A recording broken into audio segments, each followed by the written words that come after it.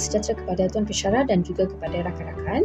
Saya Subashini Narayanara, nombor metrik 2904663 dan juga rakan-rakan yang lain daripada kumpulan Kuantan akan membuat satu perbentangan berkenaan tugasan kumpulan kami.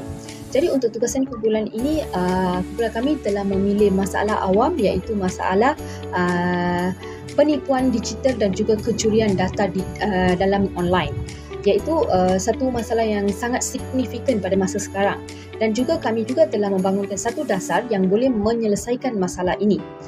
Jadi saya akan memberi penerangan berkenaan pengenalpastian masalah dan juga justifikasi kenapa kami telah memilih dasar tersebut.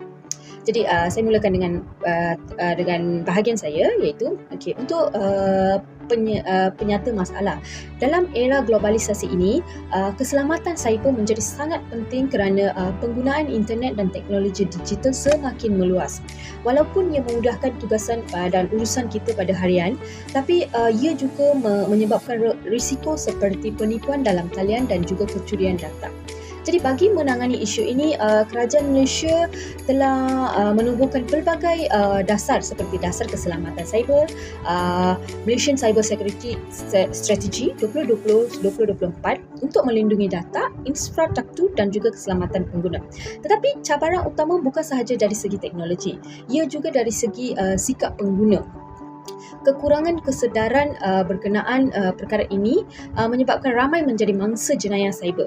Jadi dasar keselamatan cyber amat penting untuk memastikan persekitaran digital yang selamat serta untuk kekalkan keyakinan masyarakat terhadap teknologi dan juga ekonomi digital di Malaysia pada zaman sekarang. Baik, seterusnya saya akan terangkan berkenaan cadangan dasar awam baru yang telah kami milih untuk menyelesaikan masalah ini. Jadi cadangan dasar tersebut adalah National Digital Scam Prevention and Response Policy.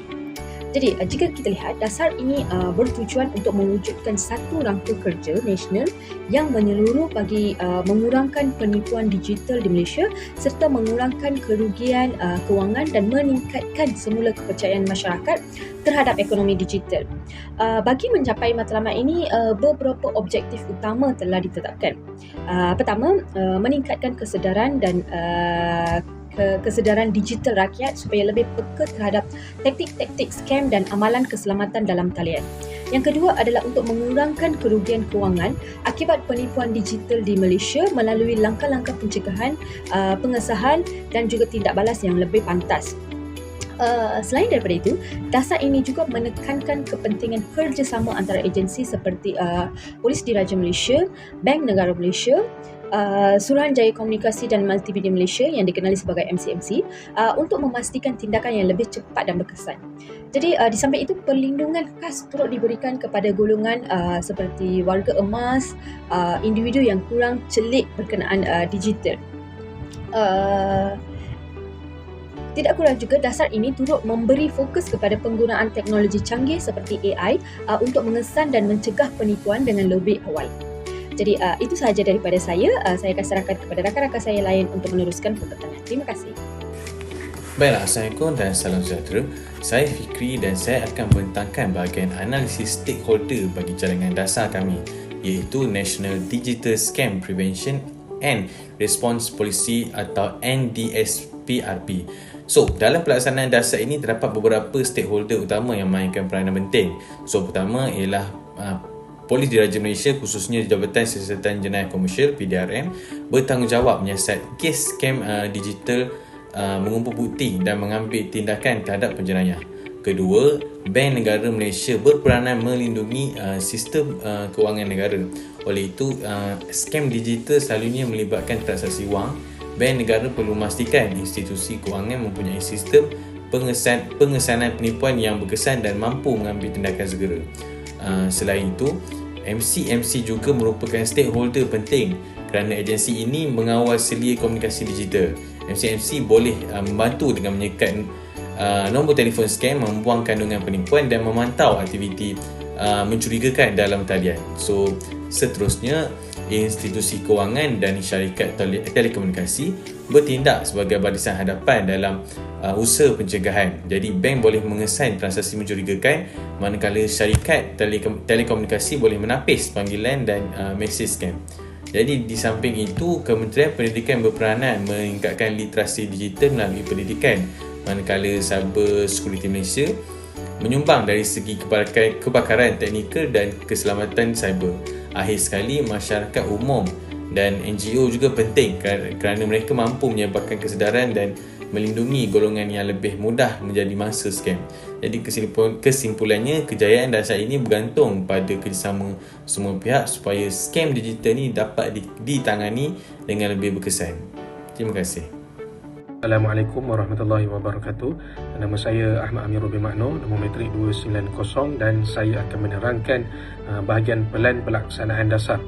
Pelaksanaan National Digital Scam Prevention and Response Policy menggabungkan pendekatan yang menyeluruh, merangkumi kesedaran teknologi, peraturan dan penglibatan komuniti bagi menangani penipuan digital yang semakin kompleks. Antara teras utama ialah program kesedaran keselamatan cyber melalui pendidikan di sekolah dan kempen awam, khususnya menyasarkan golongan rentan bagi mengatasi kelemahan literasi digital yang menjadi punca utama kejayaan scam. Selain itu, penubuhan Integrated Scam Response Sistem ISRS membolehkan pelaporan masa nyata, perkongsian maklumat antara agensi dan tindakan segera seperti pembekuan dana untuk mengurangkan kerugian. Dasar ini juga memperkukuhkan aspek perundangan melalui pelaksanaan pengesahan pelbagai faktor iaitu MFA, hukuman lebih tegas serta tanggungjawab syarikat telekomunikasi dalam menyekat scam. Di samping itu, penglibatan komuniti melalui penubuhan unit keselamatan cyber tempatan dan duta cyber membantu meningkatkan kesedaran serta sokongan di peringkat akar umbi, sekaligus memastikan keberkesanan dasar secara menyeluruh. Terima kasih rakan saya Muhammad Amirul Farhan bin Abdul Ghani, nombor metrik 290-388 akan membentangkan berkaitan strategi pelaksanaan dan pemantauan. Di sini saya akan membentangkan 6 strategi. Yang pertama ialah pendekatan pelaksanaan dilaksanakan secara berfasa bermula dari kawasan bandar dan kawasan yang berisiko tinggi. Fokus awalnya ialah kawasan dengan kadar penipuan yang paling tinggi. Tujuannya adalah untuk uji dan tambah dasar, kena pasti jurang operasi serta tingkatkan kecekapan sistem. Yang kedua ialah kerjasama awam dan swasta, iaitu melibatkan institusi kewangan, syarikat telekomunikasi serta penyediaan teknologi, di mana peranannya adalah bank, kesan transaksi mencurigakan dan pembekuan dana. Telco pula ialah menyekat panggilan dan mesej scam. Okey, yang ketiga ialah latihan dan pembangunan kapasiti. Pertama ialah sasarannya adalah agensi penguasaan, contohnya adalah PDRM lah. Fokus latihan ialah forensik digital dan risikan cyber. Kepentingannya pula ialah meningkatkan kemahiran teknikal, tingkatkan keberkesanan siasatan. Yang keempat pula ialah pemantauan dan accountability, laporan prestasi bulanan oleh NSRC, penilaian keberkesanan tindakan serta prestasi operasi.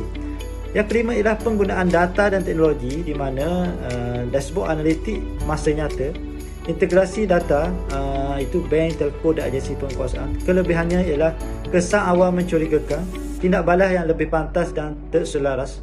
Yang keenam pula ialah tadbir urus dan semakan, di mana semakan tahunan oleh ahli parlimen serta badan pemantauan.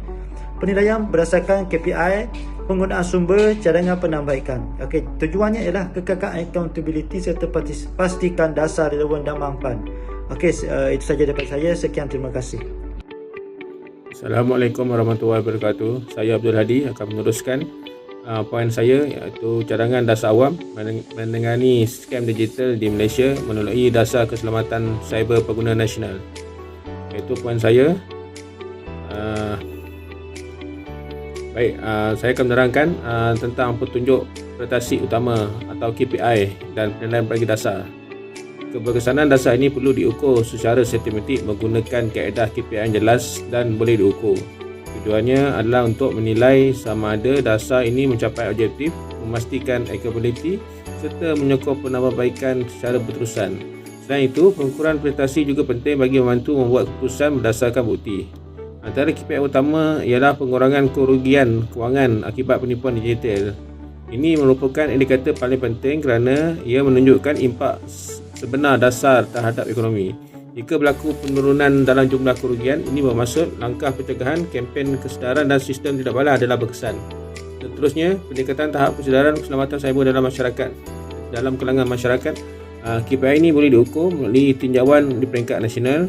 Hal ini penting kerana faktor manusia merupakan penyumbang utama kepada jenayah cyber. Apabila tahap kesedaran dan literasi digital meningkat, risiko menjadi mangsa penipuan ini akan berkurang. Selain itu, jumlah kes penipuan yang menjadi dicegah juga menjadi indikator penting. Ini termasuk kes yang dapat dikesan awal dan dana menjadi dibekukan atau dipulihkan sebelum kerugian berlaku. KPI ini menunjukkan kepesanan sistem seperti ISRS serta tahap kerjasama antara agensi dan institut kewangan. Akhir sekali, pengurangan masa tindak balas terhadap laporan skam.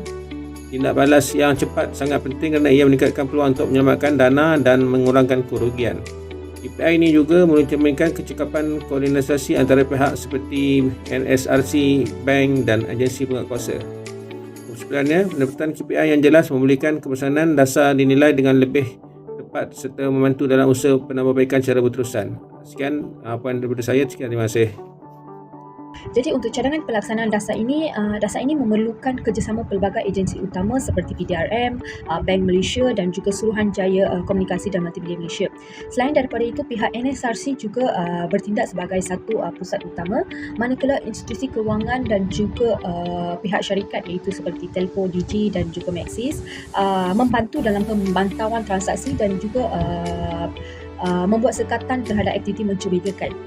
Selain daripada itu, pelaksanaan dasar ini dilakukan secara berfasa, bermula dengan perancangan, diikuti dengan pelaksanaan dan seterusnya penilaian bagi memastikan keberkesanan jangka panjang bagi dasar ini.